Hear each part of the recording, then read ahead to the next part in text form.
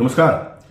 आप सबको ये बताने में मुझे खुशी होती है कि मैंने पार्लियामेंट में भगवत गीता ये चैप्टर स्कूली पढ़ाई में इंक्लूड करना चाहिए और सम्माननीय मंत्री महोदय जी ने उन दिनों में जवाब दिया था कि कुछ भाग ऑलरेडी इंक्लूजन हुआ है, लेकिन राज्य सरकार अगर चाहे तो इसको स्कूली पढ़ाई में इंक्लूड किया जा सकता है।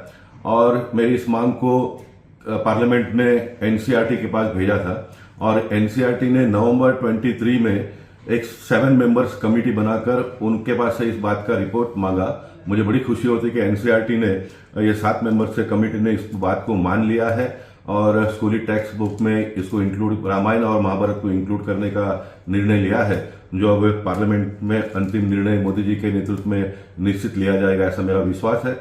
मैं मानता हूं कि इस प्रकार के निर्णय होने से आने वाले दिनों में 22 जनवरी को राम मंदिर का उद्घाटन तो होगा ही। लोग तरह तरह की बातें करते हैं, लेकिन उनकी बातों को हम नजरअंदाज करेंगे, क्योंकि सिर्फ भारतीय जनता पार्टी और मोदी जी के नेतृत्व में हमारे सांस्कृतिक विरासतों का पुनरुद्धार तो हो ही रहा है, लेकिन उसके साथ साथ में डेवलपमेंट का ईरा भी in all sectors I will say सभी सेक्टर्स में प्रारंभ है, जिसकी गिनती बहुत बड़ी है, बहुत लंबी है।